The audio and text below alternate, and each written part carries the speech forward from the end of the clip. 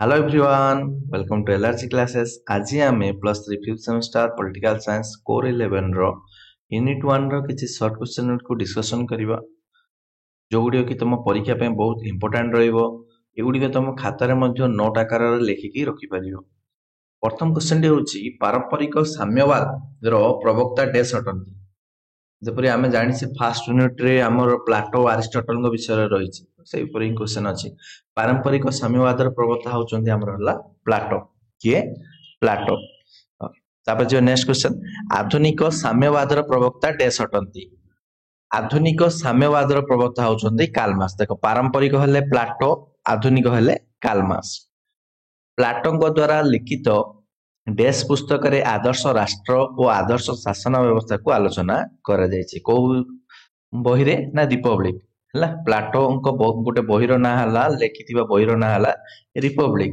ସେଇଥିରେ ଆଦର୍ଶ ରାଷ୍ଟ୍ର, ଆଦର୍ଶ ଶାସନ ବ୍ୟବସ୍ଥା ଉପରେ ଆଲୋଚନା କରାଯାଇଛି। ତାପରେ ନେକ୍ସଟ କ୍ୱେଶ୍ଚନ ଆସିଲା, ଦ ଷ୍ଟେଟ୍ସମ୍ୟାନ ପୁସ୍ତକର ରଚୟିତା ଡେସ୍ ଅଟନ୍ତି। ପ୍ଲାଟୋ। କିଏ? ପ୍ଲାଟୋ। ଆମେ ପ୍ଲାଟୋଙ୍କର ଦିଟା ବହିର ନାଁ ପାଇଲେ, ଗୋଟେ ହେଲା ରିପବ୍ଲିକ ଆଉ ଗୋଟେ ହେଲା ଦି ଷ୍ଟେଟ୍ସମ୍ୟାନ। ବୁଝିଲା? ମନେ ରଖିବ ପ୍ଲାଟୋଙ୍କ ଲିଖିତ ବହି ନାଁ ଗୁଡାକ। କାହା ମତରେ ପ୍ରତ୍ୟେକ ବ୍ୟକ୍ତିଙ୍କୁ ତାହାର ଦକ୍ଷତା ଓ ସାମର୍ଥ୍ୟ ଅନୁସାରେ ଉପଯୁକ୍ତ ସ୍ଥାନ ମିଳିବାକୁ ପ୍ରକୃତ ନ୍ୟାୟ କୁହାଯାଏ। ଦେଖ, ପ୍ରତ୍ୟେକ ବ୍ୟକ୍ତିଙ୍କୁ ତାର ଦକ୍ଷତା ଓ ସାମର୍ଥ୍ୟ ଅନୁସାରେ ଉପଯୁକ୍ତ ସ୍ଥାନ ମିଳିବାକୁ ପ୍ରକୃତ ନ୍ୟାୟ କୁହାଯାଏ। କାହା ମତରେ? ପ୍ଲାଟୋଙ୍କ ମତରେ। କାହା ମତରେ ନ୍ୟାୟ ହେଉଛି ପ୍ଲାଟୋଙ୍କ ଦର୍ଶନର କେନ୍ଦ୍ରବିନ୍ଦୁ ଓ ମୁଖ୍ୟ ଆଲୋଚନାର ବିଷୟବସ୍ତୁ? କଣ ହବ ଆନ୍ସର? ବାର୍କର। ଏଠି ଗୋଟେ ମନେ ରଖିବ ହେଲା, ପ୍ଲାଟୋଙ୍କର ଯୋଉ ଦର୍ଶନର ମୁଖ୍ୟ କେନ୍ଦ୍ରବିନ୍ଦୁ କଣ? ନା ଆନ୍ସର ହବ ନ୍ୟାୟ। ଏଠି ଆଉ ଗୋଟେ କ୍ୱେଶ୍ଚନ ଗୋଟେ ରହିଯାଇଛି ହେଲା।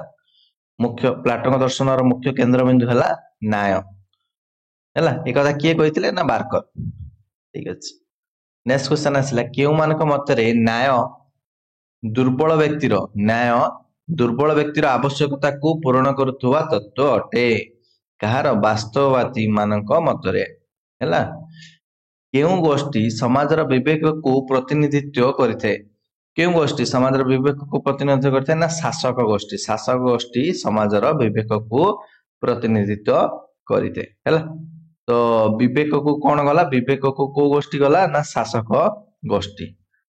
ତାପରେ ନେକ୍ସଟ କ୍ୱେଶ୍ଚନ ଦେଖ, ସିମିଲାର ହିଁ ଅଛି। କେଉଁ ଗୋଷ୍ଠୀ ସମାଜରେ ସାହସର ପ୍ରତିନିଧିତ୍ୱ କରିଥାଏ? ସାହସର ପ୍ରତିନିଧିତ୍ୱ କିଏ କରିଥାଏ? ନା ସାମରିକ ଗୋଷ୍ଠୀ। ଶାସକ ଗୋଷ୍ଠୀ ହେଲା ବିବେକ, ସାମରିକ ଗୋଷ୍ଠୀ ହେଲା ସାହସ। ନେକ୍ସଟ ଆସିଲା, ସମାଜର କେଉଁ ଗୋଷ୍ଠୀ ଲାଳସାର ପ୍ରତିନିଧିତ୍ୱ କରିଥାଏ? ଲାଳସାର କିଏ? ନା ଉତ୍ପାଦକ ଗୋଷ୍ଠୀ। ଉତ୍ପାଦକ ଗୋଷ୍ଠୀ କହିଲେ କଣ? ଯୋଉ କୃଷକ ମାନେ ହେଲେ ବା ଶିଳ୍ପୀକାର ମାନେ ହେଲେ ହେଲା, ସେମାନଙ୍କୁ କୁହାଯାଏ ଉତ୍ପାଦକ। ତ ଏମାନେ ହେଲେ ଲାଳସାର ପ୍ରତିନିଧିତ୍ୱ କରିଥାଏ। ଏ କଥା କିଏ କହିଛନ୍ତି? ପ୍ଲାଟୋ କହୁଛନ୍ତି ହେଲା। ପ୍ଲାଟୋ ଡେସ୍ ପୁସ୍ତକରେ ଆଦର୍ଶ ରାଷ୍ଟ୍ରର ସୁଧାରକ ମାନଙ୍କୁ ଆଲୋଚନା କରିଛନ୍ତି। ପ୍ଲାଟୋଙ୍କ ଆଉ ଗୋଟେ ବହିର ନାଁ ହେଲା ଦା ଲ ରେ ଆଦର୍ଶ ରାଷ୍ଟ୍ରର ଯୋଉ ସୁଧାରକ ମାନଙ୍କୁ ସେ ଆଲୋଚନା କରିଛନ୍ତି, ତାଙ୍କ ବିଷୟରେ କହିଛନ୍ତି। କୋଉ ବହିରେ? ଦା ଲ ବିଷୟରେ, ଲ ବହିରେ। ପ୍ଲାଟୋଙ୍କ ପ୍ରତିଷ୍ଠିତ ଶିକ୍ଷାନୁଷ୍ଠାନର ନାଁ କଣ? ପ୍ଲାଟୋ ଗୋଟେ ସ୍କୁଲ ବନେଇଥିଲେ, ତା ନାଁ ହେଲା ଏକାଡେମୀ ହେଲା। ତା ନାଁ ହେଲା ଏକାଡେମୀ। ଆରିଷ୍ଟଟଲ ହେଲା, ପ୍ଲାଟୋ ଯୋଉ ସ୍କୁଲଟା ବନେଇଥିଲେ ବା ଶିକ୍ଷାନୁଷ୍ଠାନ ବନେଇଥିଲେ, ତା ନାଁ ହେଲା ଏକାଡେମୀ। ଆରିଷ୍ଟଟଲ ମଧ୍ୟ ଗୋଟେ ଶିକ୍ଷାନୁଷ୍ଠାନ ପ୍ରତିଷ୍ଠା କରିଥିଲେ, ତା ନାଁ ହେଲା ଲିକ୍ରମ। ତା ନାଁ କଣ? ଲିକ୍ରମ। ନେକ୍ସଟ କ୍ୱେଶ୍ଚନ ଯିବା, କାହାକୁ ଆଧୁନିକ ବୈଜ୍ଞାନିକ ବିଚାର ଶୈଳୀର ପ୍ରତିଷ୍ଠାତା କୁହାଯାଏ?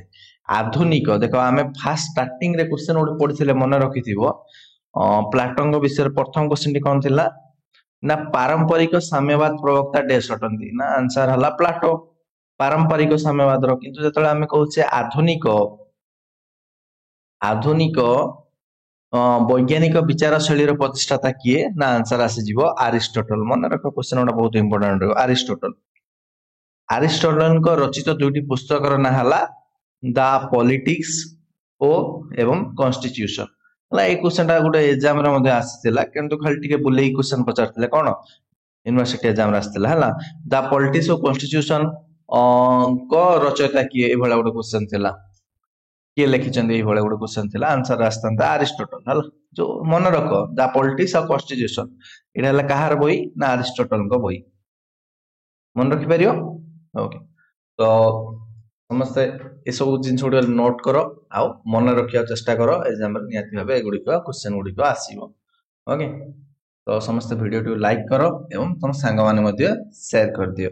ଆଉ ୟା ପରବର୍ତ୍ତୀ ଭିଡିଓ ଗୁଡିକ ମଧ୍ୟ ପ୍ଲେ ଲିଷ୍ଟରେ ପାଇପାରିବ। ପ୍ଲେ ଲିଷ୍ଟର ଲିଙ୍କ ଡେସ୍କ୍ରିପସନରେ ତମକୁ ମୁଁ ଦେଇଦେବି। Thank you.